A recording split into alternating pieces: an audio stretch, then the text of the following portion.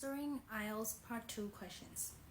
Describe the neighborhood you lived in when you were a child. You should say where in your town or city the neighborhood was, what kind of people lived there, what it was like to live in this neighborhood, and explain whether you would like to live in this neighborhood in the future. Okay, so here is my answer. I'd like to talk about the neighborhood where I grew up, which was a really nice and peaceful area in Mandalay. It wasn't exactly in the downtown area, but it's not in the outskirts either. It's kind of in the middle, so we had access to shops and schools without all the noise and chaos of the city center. Most of the people who lived there were middle-income families, and everyone just kind of knew each other quite well, you know. And one of the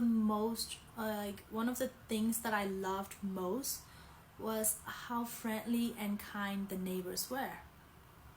Kids used to play together almost every day, so many of my closest childhood friends are actually from that neighborhood. There was a strong sense of community. Like if someone needed help, people were always willing to lend a hand. Living there as a child was absolutely incredible. Like I remember riding bicycles around the neighborhood, buying snacks from small local shops, and spending hours playing games outside, without having to worry about safety.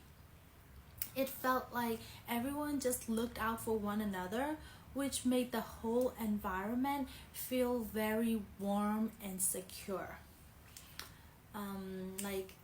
As for whether I'd want to live there again in the future, well, I would actually say yes.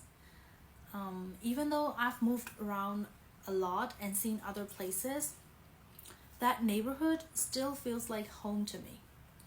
And I like the idea of going back there again one day. Maybe when I have my own family, because that's the kind of environment that I'd want my children to grow up. Peaceful, friendly, and full of great memories. Okay, so that was my answer to the part 2 question. Describe the neighborhood you lived in when you were a child.